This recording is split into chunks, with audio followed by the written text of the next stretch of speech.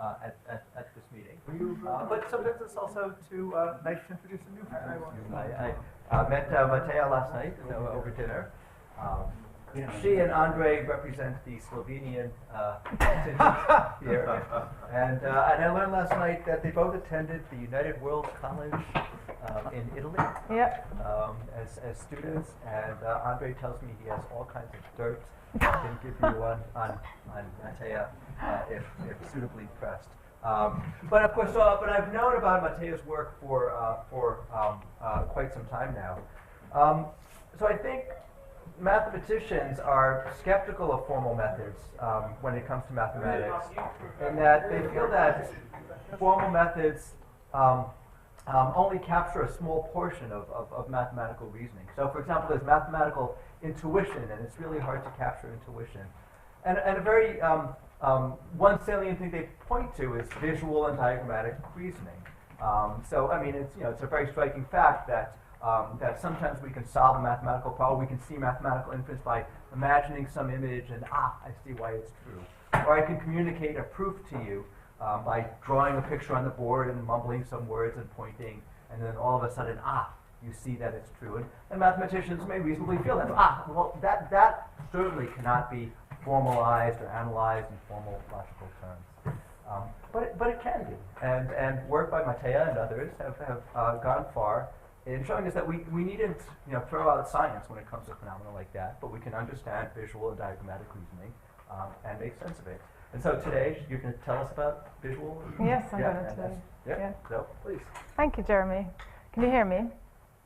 Yeah, good. So I'm wired up. I noticed that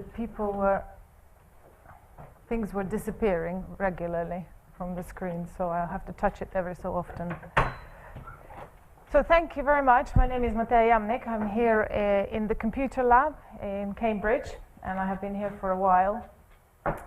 And I'm actually a mathematician by training, and then I went into computer science and artificial intelligence in particular, and I ended up in Edinburgh doing my PhD in AI. But the reason I ended up there was because I was always really very much interested in what human mathematicians do when they solve problems. How do they solve these problems, and how come these solutions are so elegant and so beautiful, and can we capture any of that on computer systems? So I ended up in the computer science department because I'm building computational models of what sometimes people would refer to maybe intuitive mathematical thinking. And particularly I'm interested in visual representations. So I've built systems that are formal in the logical sense and prove and allow you to prove theorems purely using spatial manipulations and diagrammatic steps. And there's a whole machinery behind which can verify that the proofs are correct. So yeah, so I've been interested always in this human intuitive thinking, if you like, or reasoning, from diagrams to analogy to the use of symmetry and so on and so forth. But I've mostly formalized stuff about visual reasoning and learning. So today I'm going to tell you more about a particular project where we have come up with a new visual representation called concept diagrams, and we are using it. One use case is to use it in the domain of ontologies, and in particular for ontology debugging. And I'm not working on this alone, so this is a fairly new piece of work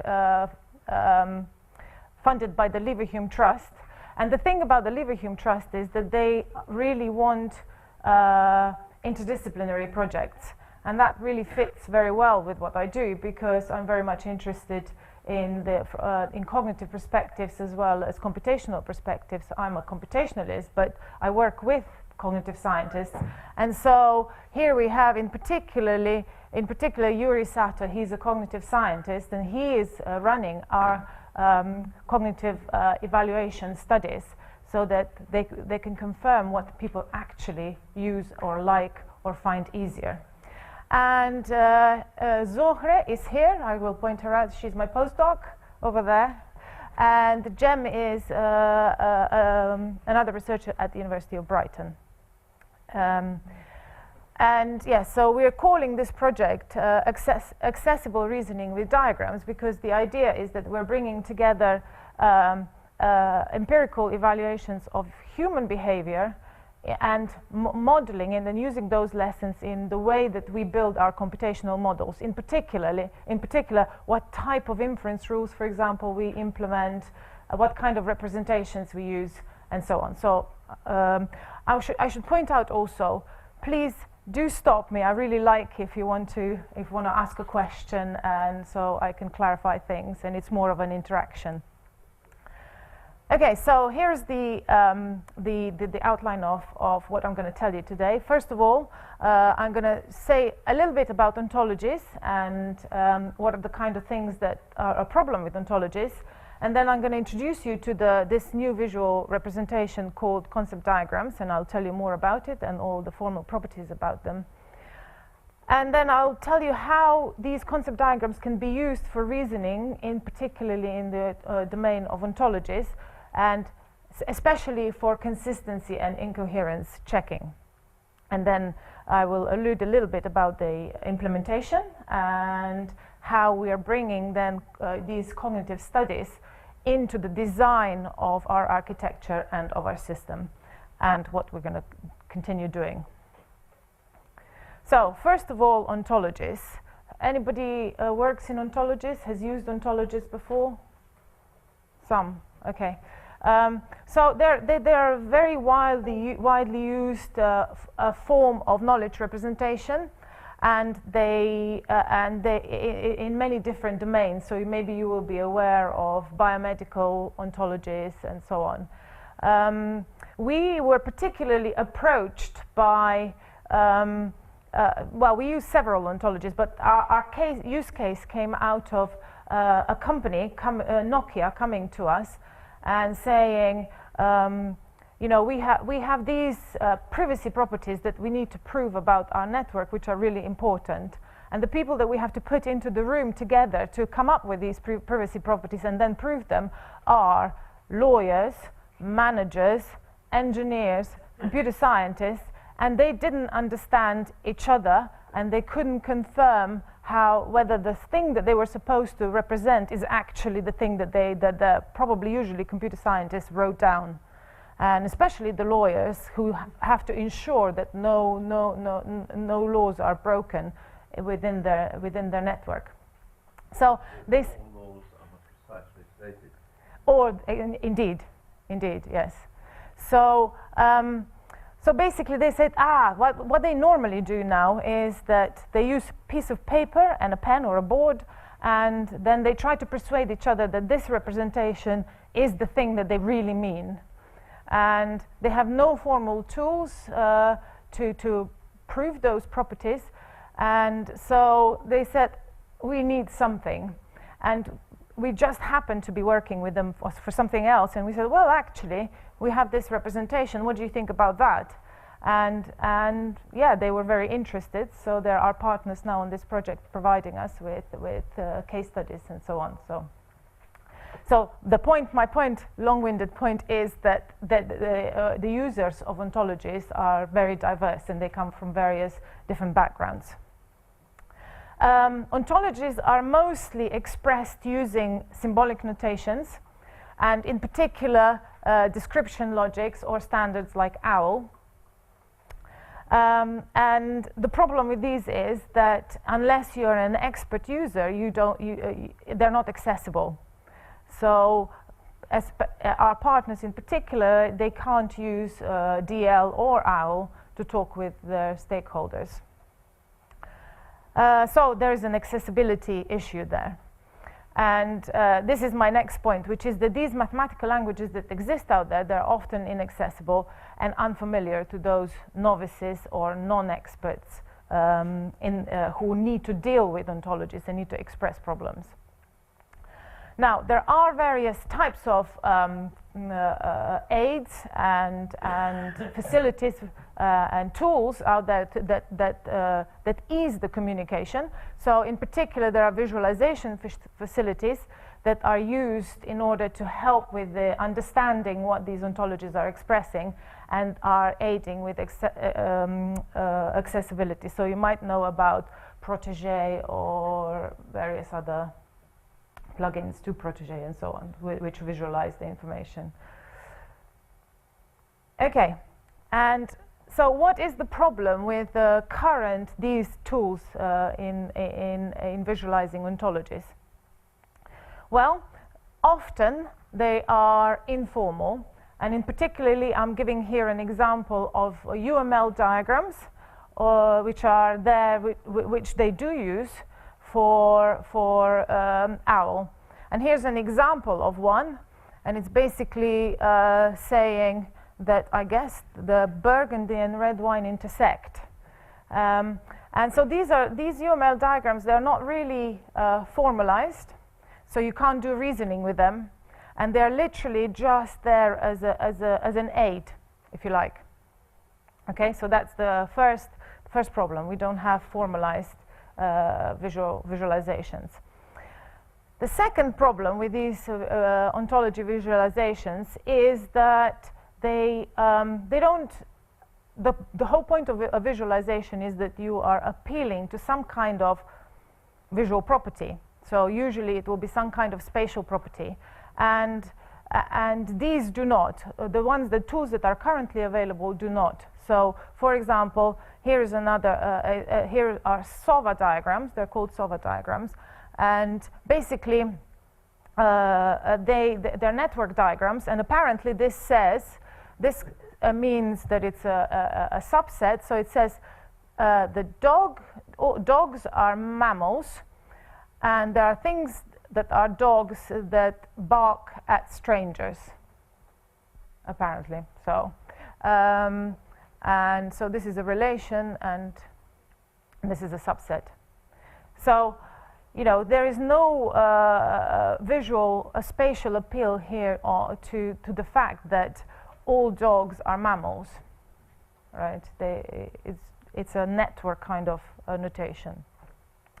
So we have, and there are other problems as well, but with these ontology visualization. But we propose a solution, and the solution are concept diagrams. And concept diagrams, they have been designed to express ontologies, but they were based, and this design was based on cognitive properties and theories about accessibility of diagrammatic notations. They are formal, so we can reason with them formally. And moreover, there are empirical studies that show that they are effective, in particular for users who are novices, who are unfamiliar with mathematical notations. Okay, so this is our proposed solution. So I'm going to tell you now and introduce you to concept diagrams. Okay, so concept diagrams are mathematical diagrams, and they are extension of Euler diagrams. So who has heard about Euler diagrams? Okay, so not that many people. So I'll tell you the difference between Euler, but you've heard about Venn diagrams, yeah? Yeah, okay. So I'll tell you the difference between Venn and Euler. So let's say that we have, this is my 2 Venn, yeah? And, but I want to say that that B is completely contained within A, right? So in Venn diagram, you would have to say that this area is empty. In Euler diagram, you can draw it inside A. Okay, so in Venn diagrams, every possible region, every possible intersection has to be present when you draw it. In Euler diagram, it doesn't. So the ones that are empty don't need to be drawn unless you absolutely have to. There's no other way of expressing it, and then you use shading to denote cardinality or emptiness, if you like. So We have, concept diagrams are extensions of Euler diagrams, and they contain curves for sets, much like Euler diagrams, and they contain dots, which we call spiders, which are elements of sets for individuals. They also have arrows for properties. So this is a property P, which is a total surjective relation between things that are in A and things that are in C. Okay, but we also actually have, and you will see it in a minute, we have dashed arrows, which are partial surjective relations. Okay, and so this is a pretty simple diagram. Oh, shading. We have shading as well, which means that it gives the upper bound on the cardinality of a set. Okay, so this says that set B only has one element. That's it. All right, and here's the sentential representation of what this diagram is supposed to say.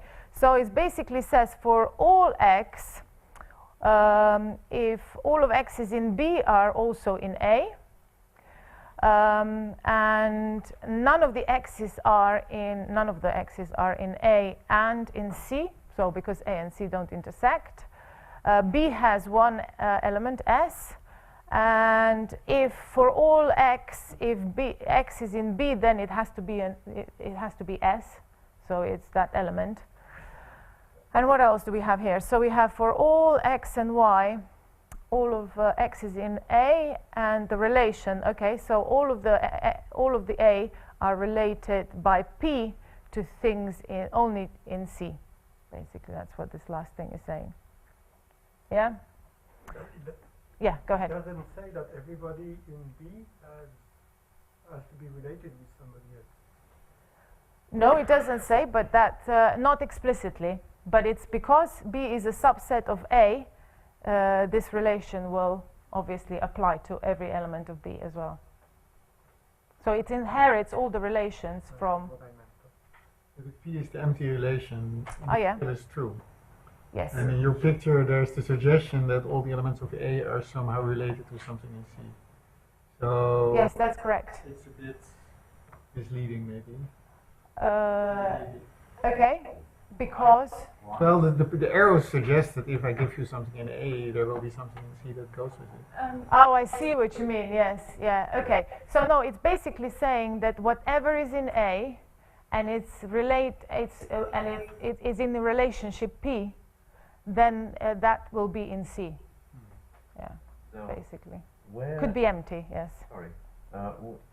Where would that statement that you have just made be encapsulated in the definition of a concept diagram? Because looking at that diagram, I didn't see that relationship. Which really, what the semantics of P, the relationship P is?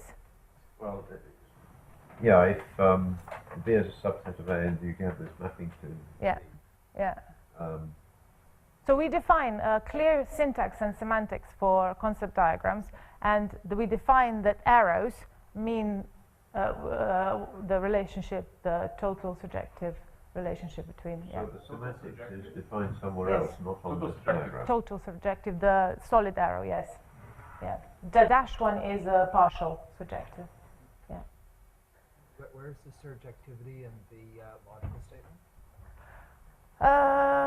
For, let me see, just PPP there. For all x, where x is in A, and x is related to y with P, all of those But P. the pointer is not going to C, but to the inner blobs. So it just yes, because that's not the only relationship. We're not defining that. We're not defining. This is the only relationship of the things in C that come to C. Okay. Color doesn't play a role, is that correct? No, no, no. It's just for clarity. Yeah. Okay. Okay. So here's an example for how these concept diagrams can be used for ontologies. And the reason they can be used for ontologies is that they are the language of concept diagrams is stronger than, it's more expressive than the description logic. So ontologies are obviously a very nice case study or an application for the use of concept diagrams. So in terms of ontologies, curves are representing ontology classes, dots are representing individuals in those classes, and arrows are representing object properties. What's a spider? I mean, I know what A spider is a dot, it's just a dot. Is an element, of the set.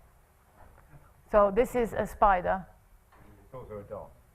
Yeah, we call them spiders, because actually You call them dots. you can call them dots, yes.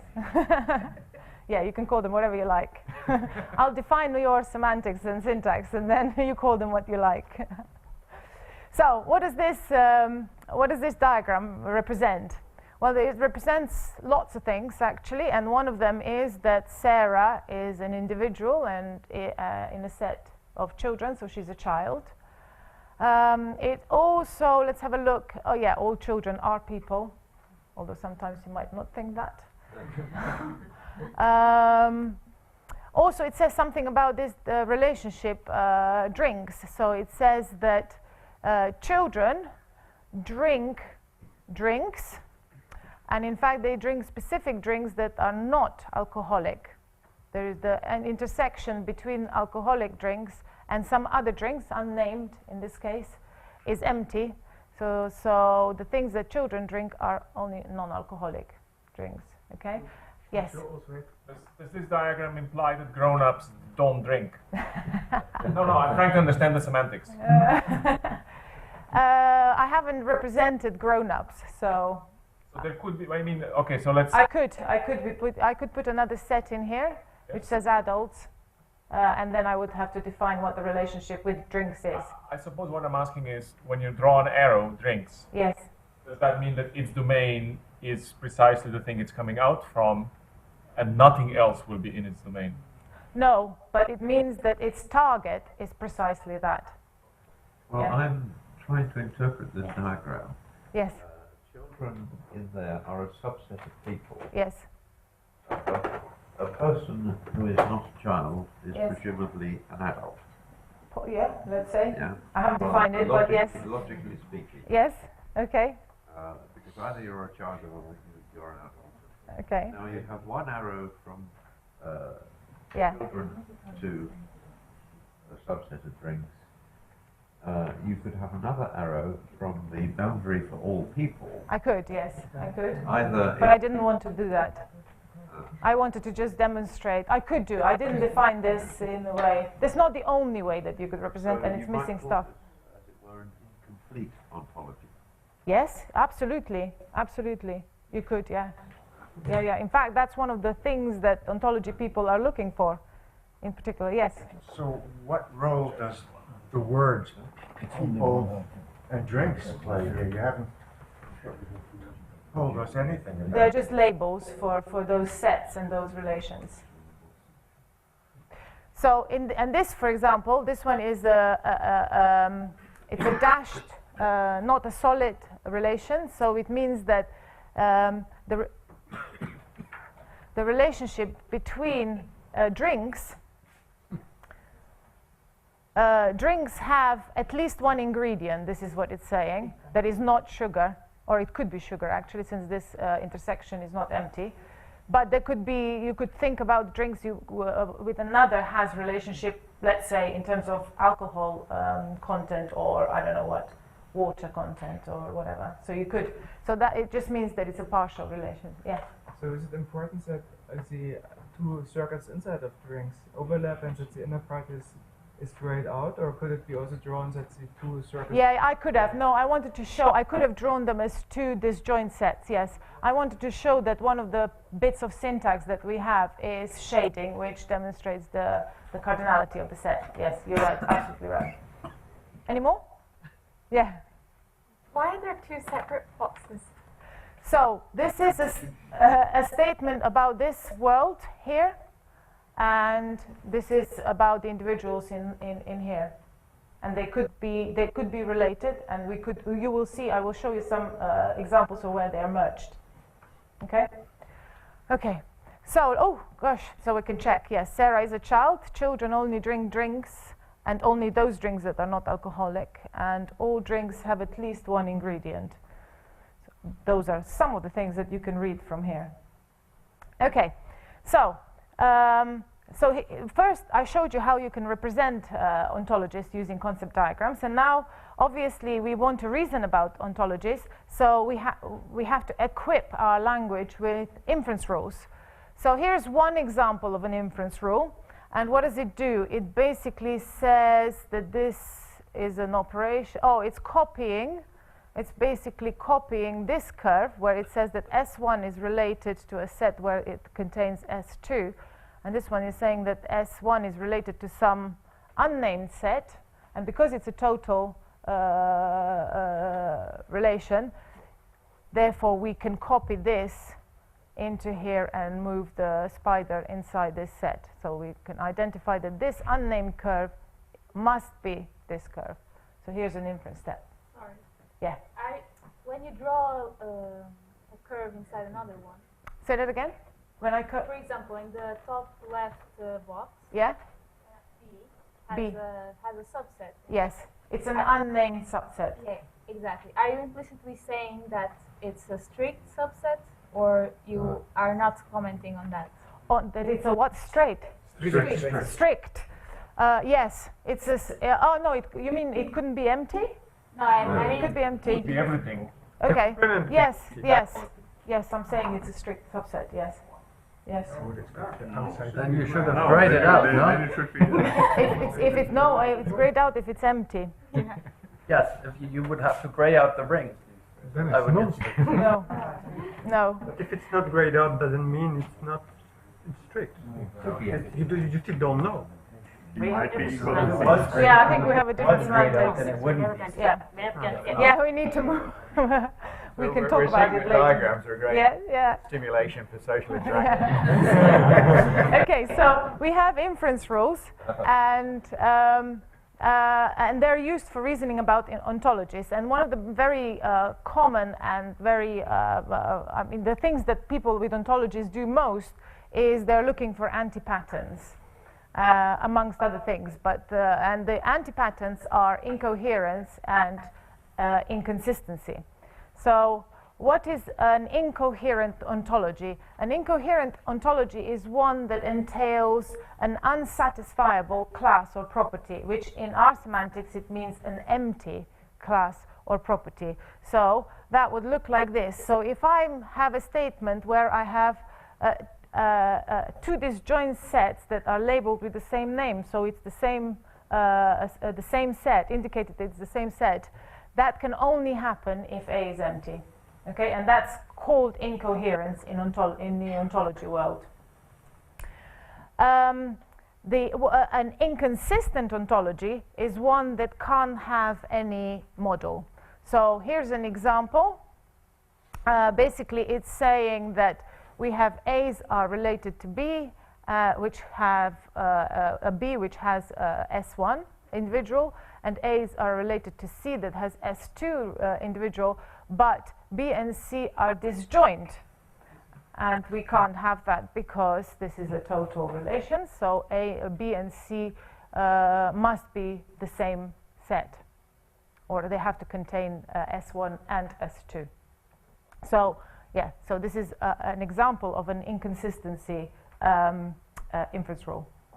Okay, so how do we use these inference rules in order to reason about with ontologies? So we use these inference rules and anti-patterns to I'm going to give you an example of proving that thunder is empty. But before I can prove this theorem, I have to give you some axioms. And so here are 4 axioms. And what are they saying? So here we're saying that anything can be enhanced by a superpower. Here we are saying that thunder can be enhanced by at least one God device, but it could be enhanced by something else. Here we're saying that superpower and device are 2 disjoint sets. And here we're saying that God device is a subset of device. So what we want to show is that thunder is empty, so that we have an incoherence in our ontology. So how do we, and we use inference steps in much the same way as any theorem prover would use to prove this using these inference rules. So I know you can't see it, so I prepared zoom in. There we go. This is the first step. So we take our two axioms, which are the axiom C and axiom D, and we apply the inference rule. Actually, it's called copy curve, and we see that we have a device here and we have a device here, and it has a subset called God device, so we can copy this subset to here, and this is our resulting clause. Okay? So we have a new clause called E. Now we can use axiom A and apply copy curve twice, and let's see how did I do that. So we have, what am I looking at? Oh, I'm looking at the fact that device and superpower are disjoint, and yeah, so I'm copying it over to here.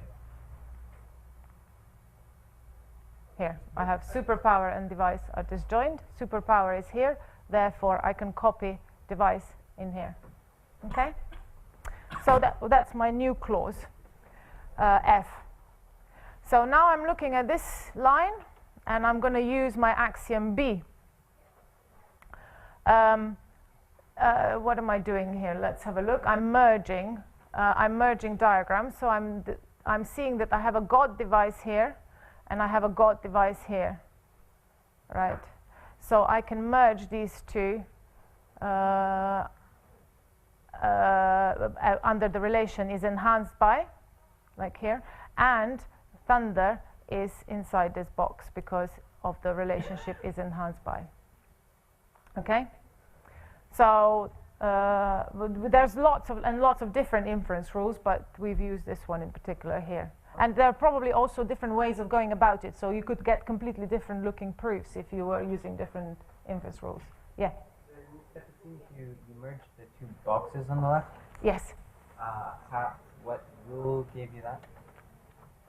The fact that we have a God device here, and this God device is here, so it's the same set, and we have a relationship from this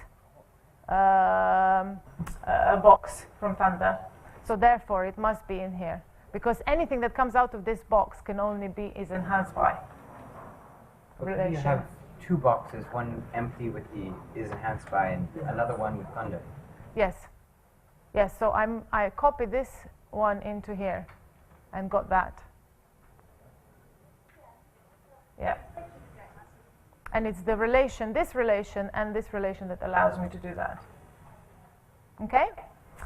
Finally, I want to notice that I have a total relation here to some subset of superpower, but here is another thing that is coming out of this box, but is going somewhere else, which is disjoint from here, from this set. Therefore, the only way that that's possible is if thunder is empty. Okay, so we have incoherence, and we are done. And we proved our theorem, which is about incoherence of our ontology. Okay, so we are using, the idea is that we're going to implement, that we're implementing a system which will allow you to either interactively or automatically prove these theorems using visual representations. And so what are the kind of things that we have to consider when we are doing the implementation? So in particular, one of the big questions is, where do these inference rules come from, right? So, and there are different ways of going about it. And a question that we often get is the set, can you find a complete set of these inference rules for concept diagrams? And we believe that we can, but it's a very tedious and long proof, and I'll give you an idea how we're going about it. But given we've been studying the expressiveness of concept diagrams, we believe that that we can find a complete set of inference rules and proving the decidability will give us at least some guarantee.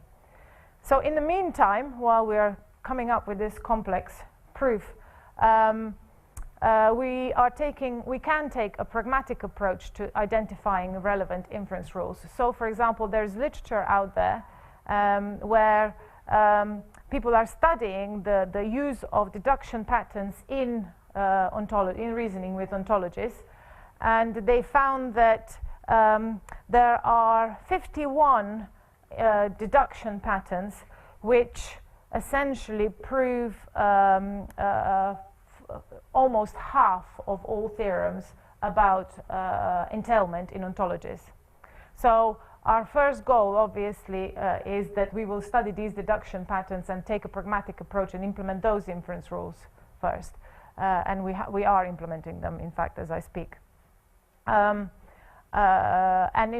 we will probably result in fewer inference rules than deduction patterns, because the rules are more general and they can apply in more situations. Okay, so here's an idea of how we are going about proving completeness. So concept diagrams are kind of an extension of spider diagrams, which are also an extension of Euler diagrams. But the nice thing about spider diagrams is that they are proved to have a complete set of inference rules, and they are monadic first-order logic without equality.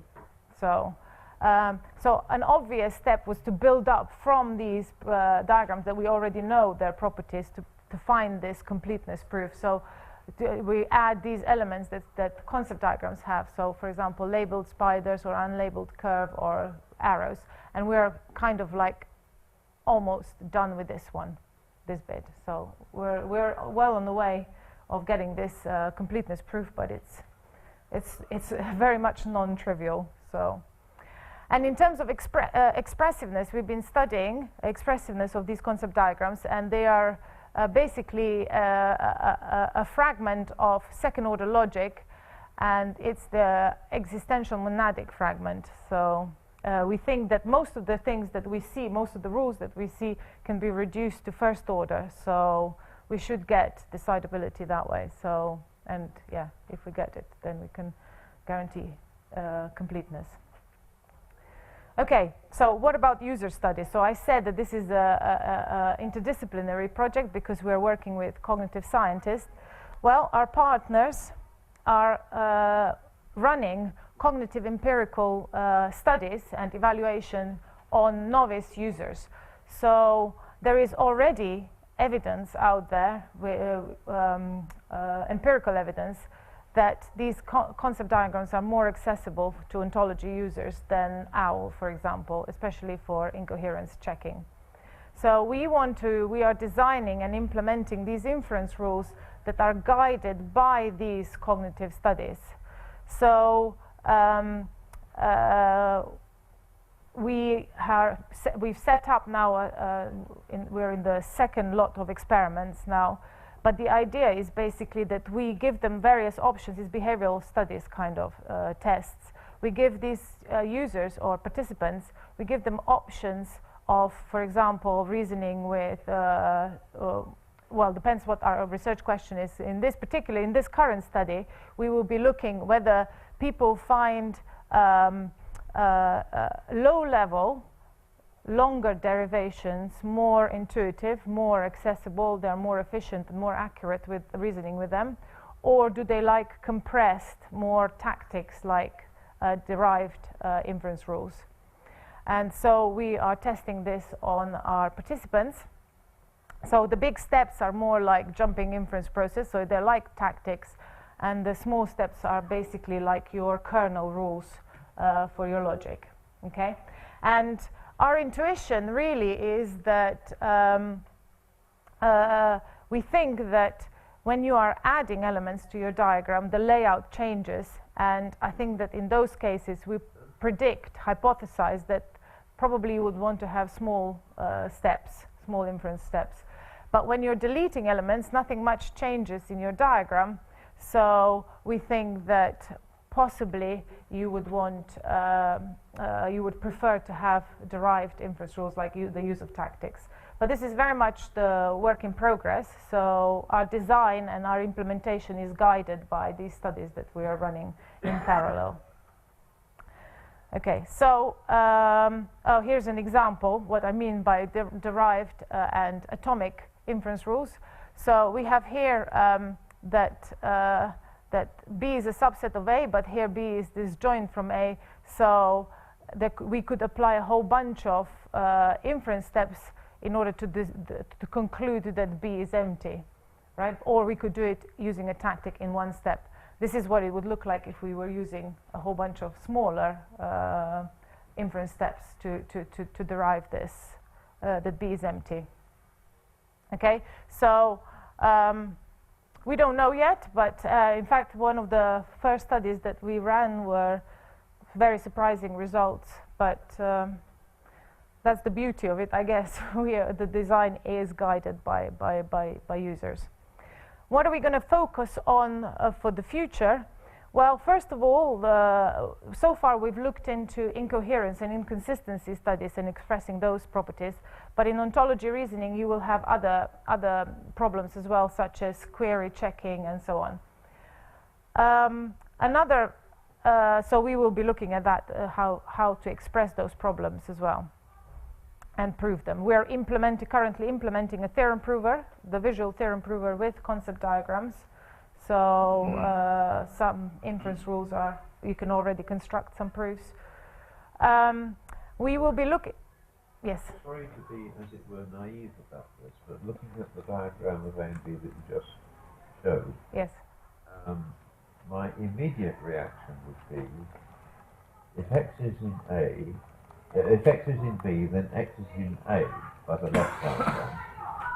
If X is in B, then X is not in A by the right diagram. Therefore, X in A is false, because assuming X is in, X in B is false, because assuming X is in B leads to two contradictory statements.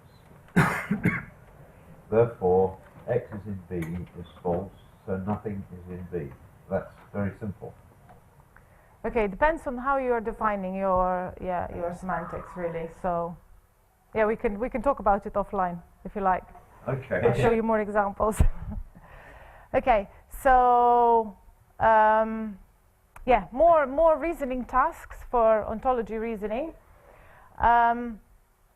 We want to look at how the proof strategies are constructed and whether there are different types of proof strategies that people use. And obviously we want to look at, not obviously, but we would like to look at domains other than ontologies.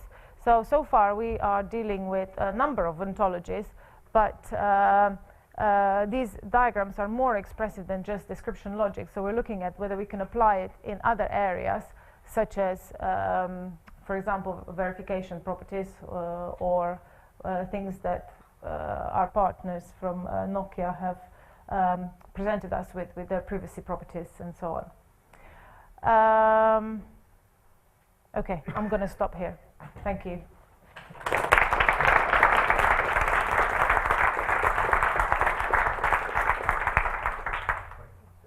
It's wonderful how you put up diagrams and everybody's engaged.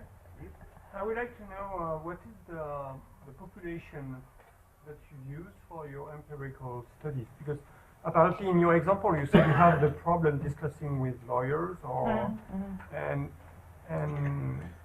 mathematical discourse, even these guys into diagrams can often be putting off a lot of people as soon as they're not talking about complete objects or complete people. They start to be hazy, or so. What is the population? So that's a good question because it is true that maybe lawyers will not be able to deal with deriving proofs using these diagrams, but we think that they will be able to deal with understanding the representation, what these things are representing, so that at least they can verify that their laws are represented using these diagrams. Also, the proofs and these visual derivations will give them, I think, an explanation of why that property might be true. So that's one of our hopes that that will add accessibilities to all of the stakeholders. In terms of participants, we are the first set of, in fact, both sets of experiments, I think, have been done on first year, I think, undergraduates in humanities. So they have not been taught very much logic. They probably have just the secondary school level education in terms of logic. Okay. So, yeah.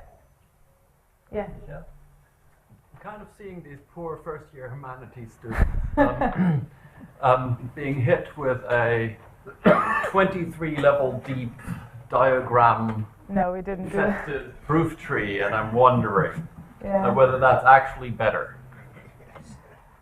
If you saw well, I think I showed you what it looks like, even just for a very simple thing, what it looks like using sentences, right? Where is it? At the start. There. You know, and now imagine 23 layers of But derivations. But this I see people understanding because Yeah. it directly translates into Yeah. a mental model. Yeah. But your derivations is what I'm worrying about. So far, we do the pre-test and we exclude the certain types of participants who don't meet the basic level of even knowing what it's all about. But so far, we haven't had an issue. They've been more accurate. They've been faster. So. But the next set of experiments will be perhaps more complex because it will be bigger, not 23 layers of derivations, but there will be derivations of several steps and compressed tactics that will compare. How big are the instances of the anti-patterns you're after? I mean, What do you mean? you're looking at inconsistencies. Yes. Um, Inconsistency and incoherence. Yes, but Yeah. any one of those. Yeah. And in real-life ontologies, how big are the derivations of the incoherence or inconsistencies? Are they more or less than 10? No, I think that actually they're not that complex. Okay. So surprisingly, we thought it's going to be like huge, long derivations, and they're not. They're So not. banking is more difficult than ontologies. Well, at least the reasoning with those types of representation, what they're doing with ontologies, I guess, maybe yes. I don't know. Great. So you have two things here next to each other, but on a later slide you had some English text as well about children and alcohol.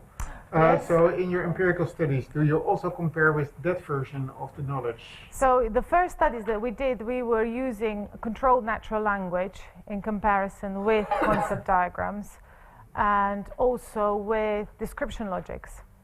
So, yeah. And what was the outcome?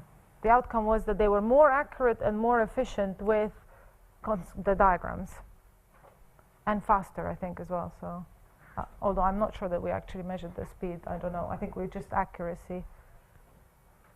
When you were talking about expressivity, you mentioned a connection with monadic second order. Yes. Where does the second orderness come from? Good question. Thank you. Allows me to prepare some extra slides there. There we go. So here is where the second order comes from. So we have any x, but then we have also Where's that in the diagram? Then? here, around there, here.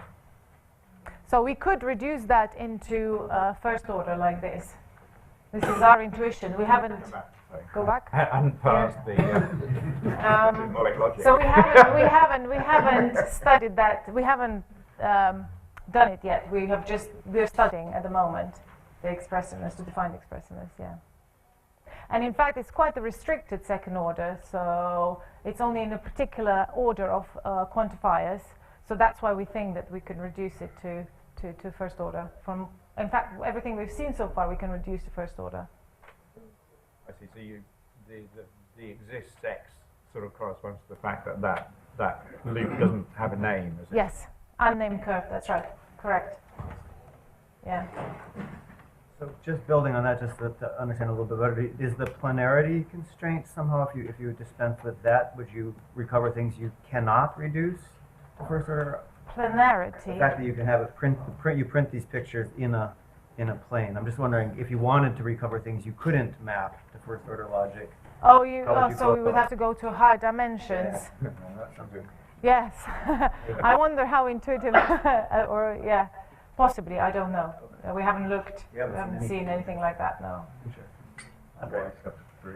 It seems like you could throw a lot of automated reasoning at this, so that That's exactly what we're doing. right. Yes. So the users wouldn't act. There was some fear what the users will do when you show them a derivation. Yes. You just don't show them a derivation. Yeah, so actually you're alluding to a very interesting point, which I think you've asked as well, which is, or at least alluded to, I think, which is whether these people who are not mathematicians will be able to construct these proofs. This is one of the questions that we do get, so that's why we have thought about it.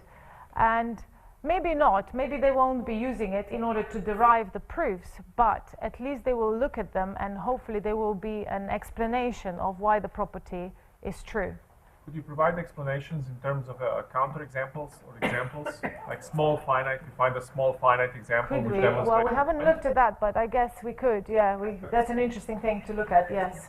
In various kinds of verification, You find the engineers are counter usually example. quite happy if they can see a counter example. Yes, yes, See the derivation. yeah. They understand once they see the example. yes, yeah, yeah. Yeah. Yeah, this is just a small comment that the way you've set up the inference rules, if you want it to be nice and accessible for people, it seems like it lends itself very well to being animated, to actually have the merges. Yeah, kind of move on okay, top thank of you. Yeah, we will consider that. At the moment, it's quite a rudimentary interface still. Game engine, okay. Unreal. You want the spiders to have machine guns. Are there any more questions? Let's thank Mateja Okay, one more thanks.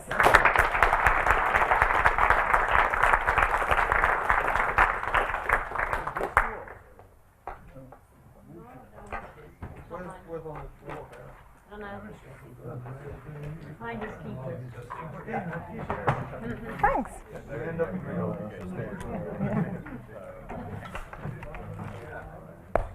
Oh, very nice. Yeah. Thanks.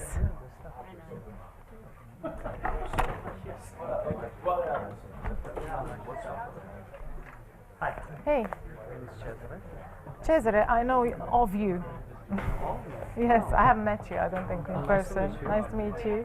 We'll have some time. I have some Yeah, follow-up questions. Yeah, sure. Oh, we can go out and have a coffee. Yeah.